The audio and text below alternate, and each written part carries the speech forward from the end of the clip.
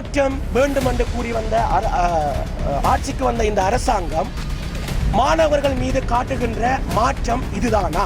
இலங்கையினுடைய தேசிய கொடியில் காணப்படுகின்ற நிறங்களும் அதில் காணப்படுகின்ற அந்த நினைவு சின்னங்களும் உண்மையில் அதில் கூறப்படுகின்ற விடயங்கள் மாணவர்கள் மீதான இந்த அடக்குமுறைக்கு எதிர்த்து இன்றைய தினம் யாழ்ப்பாண பல்கலைக்கழக மாணவர் முன்றலில் அனைத்து மாணவர்களும் விரிவுரைகளை புறக்கணித்து இந்த போராட்டங்களை நாங்கள் ஆரம்பித்து கருப்பு கொடியினை நாங்கள் ஏற்றியிருந்தோம். ஒரு பல்கலைக்கழகம் என்பது தன் இனம் சார்ந்தும் தன்னுடைய பண்பாடு சார்ந்தும் தன்னுடைய மொழி சார்ந்தும் உண்மையை சொல்ல போனால் இந்த யாழ்ப்பாண பல்கலைக்கழகம் தற்போது சிங்களமயமாக்கப்பட்டு வருகின்றது. அதாவது பல்வேறு துறை சார்ந்த வந்த இந்த அரசாங்கம் புதிதாக PST என்கின்ற சட்டத்தை அமுல்படுத்தி உரிமைக்காக போராடுகின்ற தமிழ் மக்களை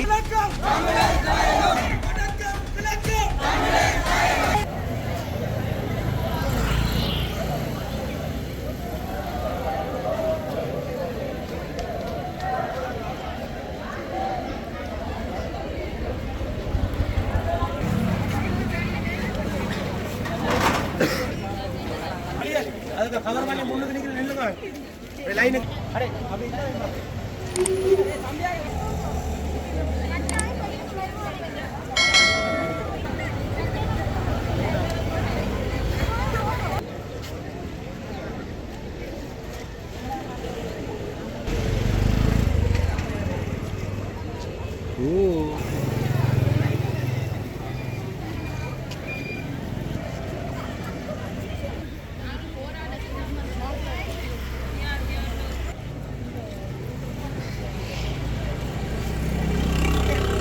மாதம் 4ஆம் தேதி கருப்பு கொடி ஏற்றிய விவகாரமாக எங்கள் யாழ்ப்பாண பல்கலைக்கழக கலைப்புற மாணவ ஒன்றிய தலைவர் மற்றும் செயலாளர் மற்றும் முன்னாள் யாழ்ப்பாண பல்கலைக்கழக மாணவ ஒன்றிய தலைவர் இன்றைக்கு விசாரணைக்கு அழைக்கப்பட்டிருக்கிறார்.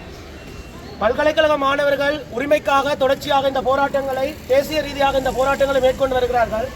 மாணவர்கள் மீதான இந்த அடக்குமுறைக்கு எதிர்த்து இன்றைய தினம் யாழ்ப்பாண பல்கலைக்கழக மாணவர் முன்றலில் அனைத்து மாணவர்களும் விரிவுரைகளை புறக்கணித்து இந்த போராட்டங்களை நாங்கள் ஆரம்பித்து வைப்போம். அடக்காதே அடக்காதே மாணவர்களை அடக்காதே அடக்காதே அடக்காதே அடக்காதே அடக்காதே அடக்காதே அடக்காதே அடக்காதே அடக்காதே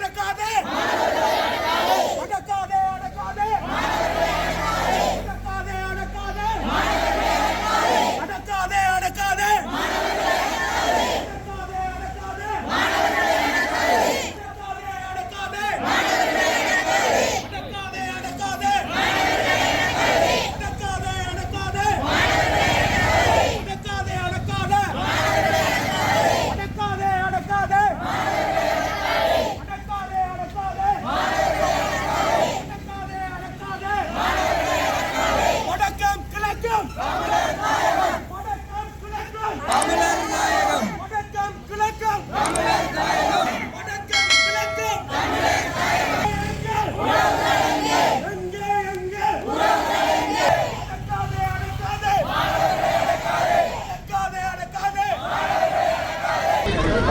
கனகசூரியன் கவிதரன், கலைப்பிட மாணவர் ஒன்றிய ஊடக பேச்சாளர்.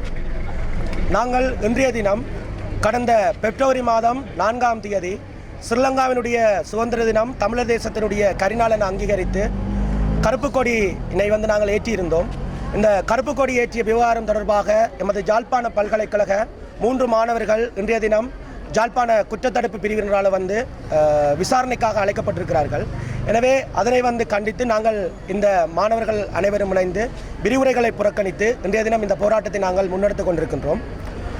ஒரு பல்கலைக்கழகம் என்பது தன் இனம் சார்ந்தும் தன்னுடைய பண்பாடு சார்ந்தும் தன்னுடைய மொழி சார்ந்தும் குரல் கொடுப்பது என்பது உலகத்தினுடைய வளமையாகும். உலகிலே பல்வேறு பல்கலைக்கழகங்கள் இவ்வாறு தங்களுடைய குரல்களை கொடுத்து கொண்டிருக்கின்றன.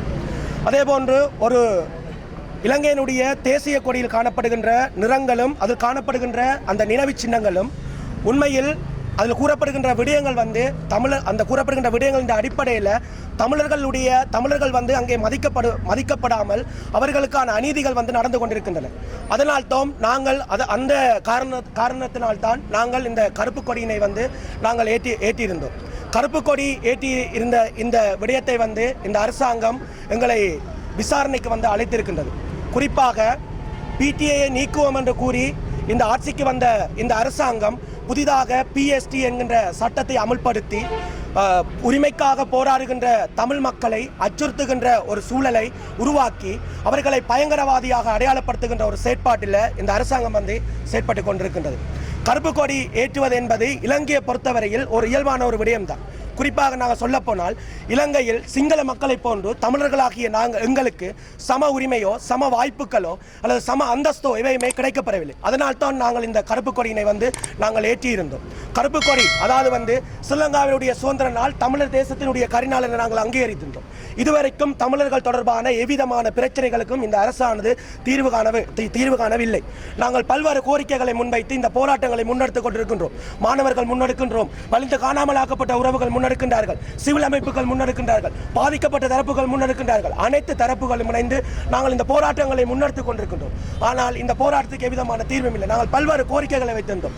எமது நிலம் எமக்கு வேண்டும், தையிட்டு எங்கள் சொத்து, அரசியல் கைதிகளை உடனடியாக விடுதலை செய்யுங்கள், வலிந்து காணாமலாக்கப்பட்ட உறவுகளுக்கு தீர்வு வேண்டும், பிடிஐயும் வேண்டாம், பிஎஸ்டியையும் வேண்டாம் என்று பல்வேறுபட்ட நில அபகரிப்புகளுக்கு எதிராக பல்வேறுபட்ட விடயங்களை நாங்கள் போராட்டத்திலே கூறி இந்த போராட்டங்களை முன்னெடுத்துக்கின்றோம். ஆனால் ஒன்று, இந்த அரசாங்கம் இந்த போராட்டங்களுக்கு நாங்கள் முன்வைக்கின்ற கோரிக்கைகளுக்கு எவ்விதமான தீர்வு தரவில்லை. ஆனால் இந்த அரசாங்கத்துக்கு இலங்கையினுடைய கொடியை நாங்கள் இறக்கிவிட்டு கருப்பு கொடியை ஏற்றிவிட்டோம் என்று அவர்கள் அதை ஒரு குற்றமாக கருதி எம் மீது விசாரணைகளை சுமத்தி எம்மை தண்டிப்பதற்காக முயற்சி செய்கின்றார்கள். நான் ஒன்றை மட்டும் கேட்கின்றேன். ஒரு இலங்கையிலே மனிதனுடைய அடிப்படை உரிமைகள் என்று பேச்சுரிமை, எழுத்துரிமை, போராடுகின்ற உரிமை, போராட்டங்களுக்கு ஜனநாயக ரீதியான போராட்டங்களை மேற்கொள்வதற்கான உரிமைகள், கருப்பு கொடி ஏற்றுவதற்கான உரிமை என்று துக்க தினத்தை அனுஷ்டிப்பதற்கான கருப்பு கொடி ஏற்றுவதற்கான உரிமை என்ற உரிமைகளை வழங்கிவிட்டு எங்கேயாவது சட்டத்தில் காணப்படுகின்றதா கருப்பு கொடி ஏற்றினால் அவர்களை விசாரணைக்கு அழைத்து அவர்களை தண்டிப்போம் என்று சொல்லி எங்கேயாவது சட்டத்தில் காணப்படுகின்றதா? இலங்கையினுடைய சட்டப்படி அவ்வாறான விடயம் இல்லை. ஆனால் இங்கு நாங்கள் மாணவர்கள் கருப்பு கொடி ஏற்றிவிட்டார்கள் என்று சொல்லி இந்த அரசாங்கம் அவர்களை தண்டிப்பதற்காக முயற்சி செய்கின்றது. நாங்கள் காலாகாலமாக பல 2 தசாப்த காலமாக நாங்கள் போராட்டங்களை மேற்கொண்டு வருகின்றோம். உண்மையை சொல்ல போனால் இந்த ஜாழ்ப்பாண பல்கலைக்கழகம் தற்போது சிங்களமயமாக்கப்பட்டு வருகின்றது. அதாவது பல்வேறு துறை சார்ந்த விரிவுரைகள் எவ்வித எதிர்ப்பும் இன்றி இங்கிலீஷ் மீடியமாக ஆக்கப்பட்டு பல்வேறு சிங்கள மாணவர்களை உட்புகுத்தி சிங்கள மயமாக்கலுக்கு செயற்பட்டு கொண்டிருக்கின்றார்கள். எவ்வளவு ஒரு பாரிய ஒரு விடயமாகும். இந்த விடயங்களை எதிர்த்து தமிழ் மக்கள் இது ஜாழ்ப்பாண பல்கலைக்கழகம் என்பது தமிழர்களுடைய ஒரு மரபுரிமை சின்னம், தமிழர்களுடைய ஒரு போராட்டத்தினுடைய ஒரு அடையாள சின்னம், தமிழர்களுடைய பண்பாட்டினுடைய ஒரு காவல் அரண். இப்படிப்பட்ட ஜாழ்ப்பாண பல்கலைக்கழகத்தில் இவ்வாறான பல்வேறுபட்ட செயற்பாடுகள் நடக்கின்றன. நான் ஒன்றை மட்டும் கேட்கிறேன். மாற்றம் வேண்டும் என்று கூறி ஆட்சிக்கு வந்த இந்த அரசாங்கம் மாணவர்கள் மீது காட்டுகின்ற மாற்றம் இதுதானா? மாற்றம் வேண்டும் என்று ஆட்சிக்கு வந்த இந்த அரசாங்கம், நாங்கள் புதிய மாற்றத்தை கொண்டு வருவோம் என்று கூறிவிட்டு ஆட்சிக்கு வந்த இந்த அரசாங்கம் மாணவர்கள் மீது காட்டுகின்ற மாற்றம் இதுதான். முன்னைய அரசாங்கத்துக்கும் இந்த அரசாங்கத்துக்கும் என்ன வித்தியாசம் இருக்கின்றதை பல்கலைக்கழக மாணவர்கள் சார்ந்து நாங்கள் கேட்கின்றோம். இவ்வாறு பல்வேறுபட்ட பிரச்சனைகள் நடக்கும். இன்றைய தினம் எங்களுடைய நண்பர்கள், எங்களுடைய சகோதரர்கள் விசாரணைக்கு சென்றுகின்றார்கள். அவர்கள் விசாரணை முடிந்து வரும் வரைக்கும் எங்களுடைய இந்த போராட்டம் தொடரும். தொடர்ச்சியாக அவர்கள் மீது அரெஸ்ட் பண்ணி அவர்களை சிறையில் அடைக்கின்ற நடவடிக்கைகளில் ஈடுபட்டால் வடக்கு கிழக்கு ரீதியாக அனைத்து சிவில் அமைப்புகள் மக்களை திரட்டி கரிநாள் போராட்டம் போன்ற ஒரு பாரிய போராட்டம் ஒன்றினை நாங்கள் மேற்கொள்வோம் என்பதனை இந்த வேளையில் நாங்கள் கூறிக்கொள்கின்றோம். நன்றி.